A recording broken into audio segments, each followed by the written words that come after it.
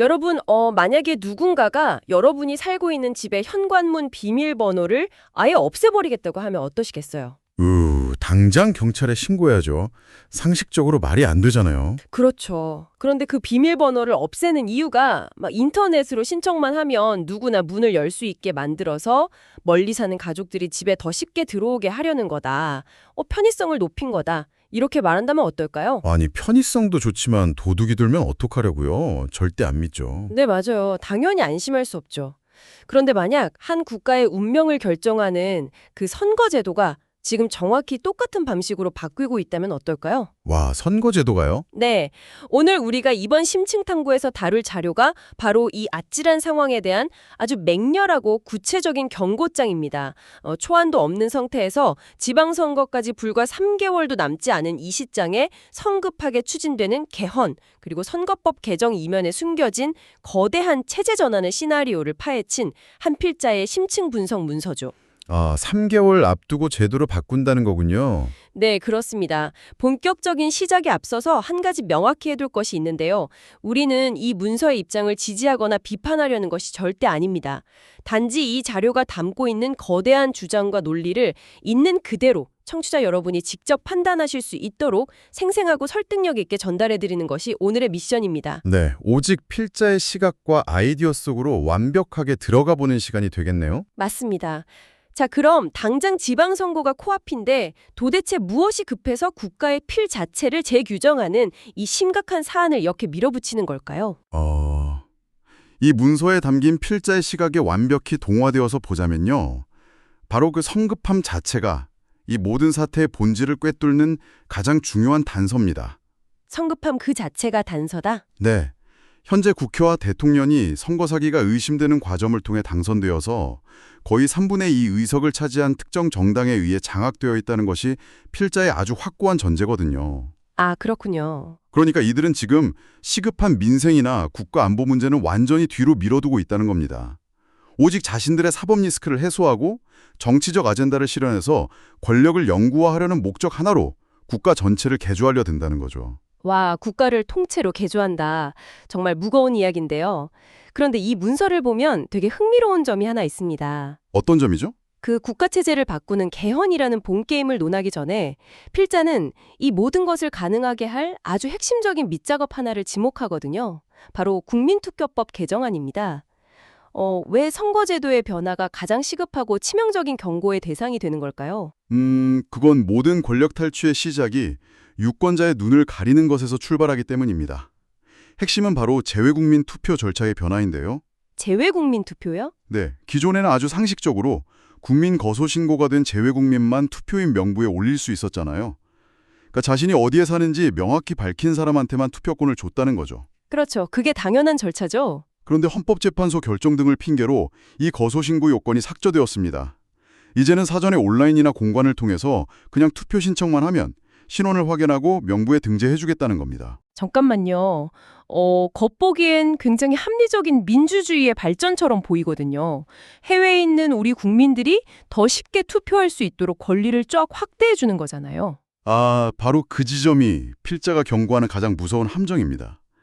필자는 이것이 참여폭을 확대하는 권리 보장이 절대 아니라고 말합니다. 그럼 뭐라는 거죠?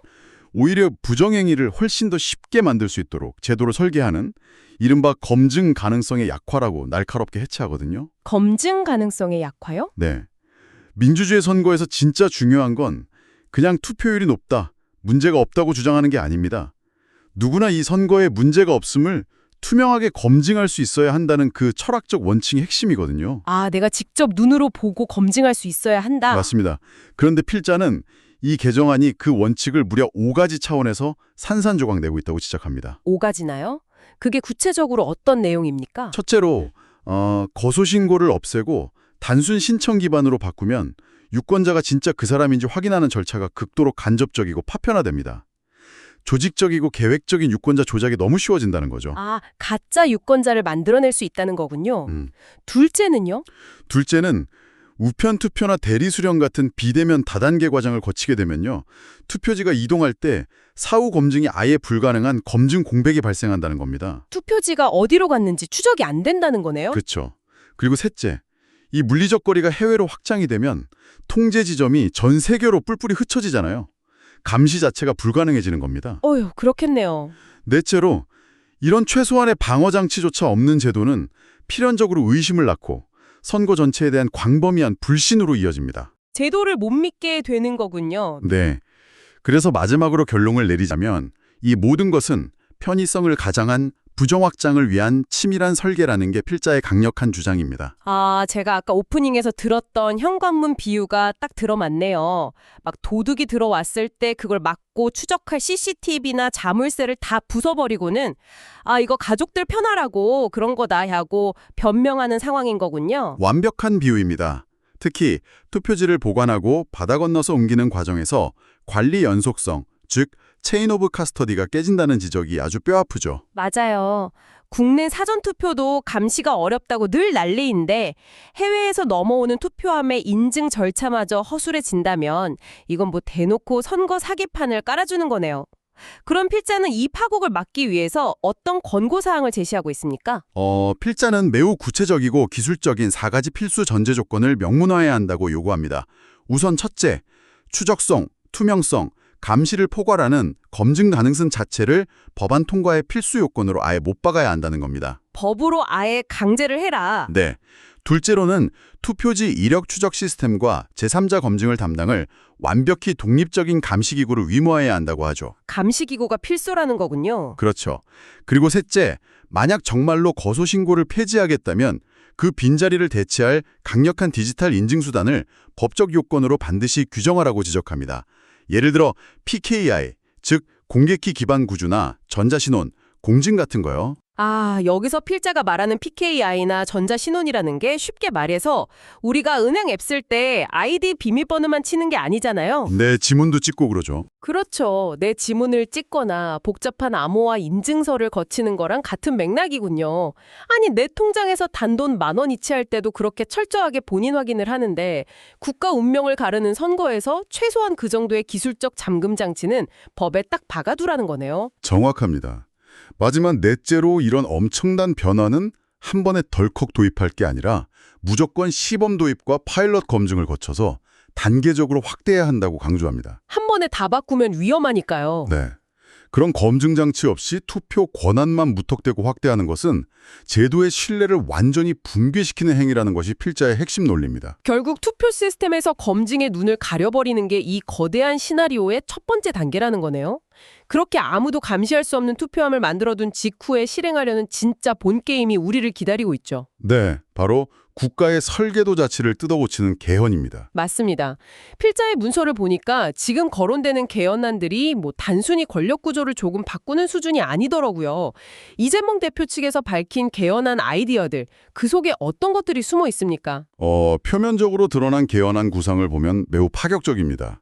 가장 눈에 띄는 건 대통령 4년 중임제고요. 네, 4년 준임제. 거기에 더해서 대통령의 고유 권한인 제의요구권, 즉 거부권을 제한하는 내용이 있습니다. 거부권을 제한한다고요? 네, 특히 본인과 직계가족의 범죄 관련 법안에는 거부권을 행사하지 못하게 하고요.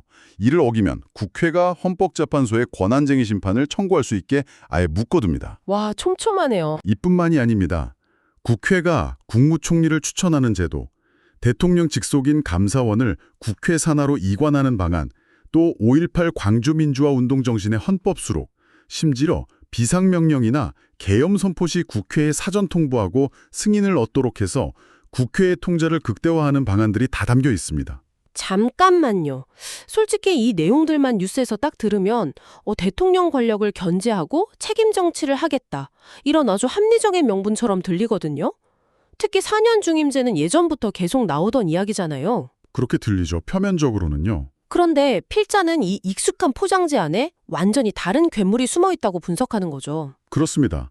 필자는 4년 중임제가 정상적으로 작동하려면 전제 조건이 있다고 단언합니다. 선거가 완벽하게 공정해야 하고 입법, 사법, 행정의 3권 분립이 철저하게 균형을 이룰 때나 의미가 있다는 거죠. 아, 균형이 맞아야 한다. 네. 그런데 이 문사의 전제처럼 3부가 모두 좌파나 친사회주의 세력에 장악된 상황에서 4년 중임제란 도대체 무엇일까요? 독재로 가는 길인가요? 맞습니다. 그건 책임 정치가 아니라 정권 교체 가능성 자체를 영구적으로 차단하고 자신들의 독재를 마무리하려는 마침표에 불과하다는 겁니다. 5년 단임제로는 그들이 원하는 거대한 체제 전환을 완성하기에 시간이 턱없이 부족하니까요. 와, 정말 소름 돋는 해석이네요. 게다가 필자는 우리가 툭하면 비판하는 현행 87년 헌법 체제에 대해서도 완전히 새로운 시각을 제시하잖아요. 네, 흔히들 한국 대통령제를 제왕적 대통령제라고 부르죠. 네네, 다들 그렇게 말하죠. 저도 그렇게 들었고요. 그런데 필자는 그게 완벽한 착각이라고 일갈합니다. 필자의 구조적 분석이 정말 날카로운데요. 진짜 제왕적 대통령이라면 어떻게 국회에 의해서 대통령이 3번이나 탄핵소추를 당하고 심지어 2번이나 인용될 수 있냐는 겁니다. 아, 듣고 보니 그러네요. 왕이라면 탄핵당할 리가 없죠. 그렇죠. 그래서 필자는 현행 87년 체제가 실질적으로는 이미 국회의 권한이 고도로 집중된 이원집정제나 내각제적 성격을 강하게 띠고 있다고 지적합니다. 국회가 이미 더 세다는 거군요. 네. 왜냐하면 대통령은 국회를 해산할 권한이 없어요. 그런데 국회는 언제든 마음만 먹으면 대통령을 탄핵해서 직무를 정지시킬 수 있는 절대적인 우위에 있기 때문입니다. 아, 그러니까 이미 기울어진 운동장인데 거기에 국무총리 추천권 뺏어가고 감사원 가져가고 계엄 선포권까지 다 국회 허락을 받게 만든다. 이건 권력을 국회라는 블랙홀로 남김없이 다 빨아들이겠다는 거네요. 정확합니다. 무늬만 대통령제일 뿐 사실상 권력을 박살내고 내각제를 추진하려는 명백한 의도라는 필자의 결론이 확 와닿습니다. 덧붙여서 필자는 이 부분에서 극도의 불신을 표출합니다. 본인들의 범죄를 덮으려고 온갖 반헌법적 법안을 통과시키는 세력이 과연 권력을 완전히 장악한 뒤에 거부권 제한 같은 그런 알량한 약속을 지키겠냐는 거죠. 절대 안 지킬 거라는 거군요. 네, 결국 이 개헌하는 체제 전환을 위한 완벽한 위장 전술이라는 게 필자의 확고한 생각입니다. 좋아요. 자, 꼼수 투표법으로 국회를 장악하고 개헌으로 모든 국가 권력을 국회 한 곳으로 다 모았다고 칩시다. 그런데 법만 마음대로 주무른다고 체제 전환이 하루아침에 완성되진 않잖아요. 반대하는 시민들을 물리적으로 억누를 칼과 방패가 필요하죠. 그렇죠. 힘이 필요하죠. 있게 분석하더라고요. 여기서 핵심 타겟이 되는 게 바로 검찰의 영장 청구권 폐지입니다. 아니 이것도 명분은 검찰 권력을 축소하겠다 이거 아닙니까? 네, 표면적인 명분은 늘 그럴싸하죠. 하지만 필자는 영장 청구권 폐지의 실질적 결과가 단순한 검찰 견제가 아니라고 말합니다. 그럼 뭐죠? 바로 경찰로의 거대한 권력 이전이라고 일갈합니다. 현재 한국의 경찰 조직을 한번 보십시오. 비대화될 대로 비대해져서 수사권은 물론이고 현장에서 시민을 체포하고 압수수색할 수 있는 막강한 물리적 강제력을 쥐고 있습니다. 맞아요. 인원도 엄청나게 많잖아요. 그런데 헌법을 고쳐서 그 유일한 통제 장치였던 영장 청구권까지 경찰에게 통째로 넘겨준다. 이건 수사의 시작부터 강제 처분까지 하나의 기관이 완벽하게 독점하게 된다는 뜻입니다. 와, 혼자서 다 할 수 있게 되는 거네요. 네, 필자는 이런 상황의 경찰을 향해서 입막에도 억제 수단도 없는 권력에 충실한 개가 될 것이라고 아주 강력한 언어로 경고합니다. 입막에 없는 계란이 정말 무시무시한 비유네요. 방아쇠와 총알을 한 손에 다 쥐어주는 상황이잖아요. 특히 경찰은 검찰과 달리 상명하복의 군사적인 조직 문화가 굉장히 강하잖아요. 그렇죠. 위에서 까라면 까는 조직이죠. 정권의 입김이나 통제에 극히 취약할 수밖에 없는데 그 거대한 무장 조직이 아무런 견제 없이 시민의 일상을 뒤지게 된다는 건 정말 상상만 해도 끔찍합니다. 그런데 여기서 필자가 아주 중요하게 짚고 넘어가는 법적 개념이 있죠. 사전 권한 통제와 사후 구제의 차이. 이게 우리 삶에 어떤 영향을 미치는 겁니까? 이 대목이 일반 국민들에게 가장 치명적인 부분입니다. 현재는 경찰이 수사를 하고 영장을 신청해도 중간 필터인 검찰이 법리적으로 한번 걸러보는 사전 권한 통제 구조가 작동하거든요. 아, 검찰이 한번 브레이크를 걸어주는 거군요. 네, 일이 터지기 전에 위법한 인권 침해를 막을 최소한의 안전장치가 있는 셈이죠. 그런데 이 검찰이라는 중간 필터가 완전히 사라지면 억울하게 체포되거나 압수수색을 당한 시민이 기댈 곳은 사후 판단 기관인 법원밖에 남지 않습니다. 그러니까 이미 털릴 대로 다 털리고 나서 나중에 재판 가서 따지라는 거군요. 맞습니다. 하지만 경찰이 넘긴 편향된 사실관계 위에서 법원이 뒤늦게 위법 수집 증거를 배제해주거나 몇 년 뒤에 국가배상을 조금 받는다고 한들 이미 무참히 짓밟힌 개인의 인권과 파탄난 일상이 원래대로 회복이 됩니까? 안 되죠. 직장 다 잃고 가족들 고통받고 끝난 뒤인데요. 절대 불가능합니다. 필자는 이 검찰 약화의 현실적 부작용으로 수사 지연과 졸속 수사만 남부하고 그 이득은 오직 부패한 범죄자들, 문서의 표현을 그대로 빌리자면 민주당 세력만 누리고 있다고 강하게 송토합니다. 아, 국민은 피해를 보고 범죄자만 이득을 본다. 네. 결국 사법부마저 장악된 상태에서 경찰의 물리력을 독점한다는 건 정치적 반대자를 언제든 합법적으로 억압하고 제거할 수 있는 수단을 완성했다는 뜻입니다.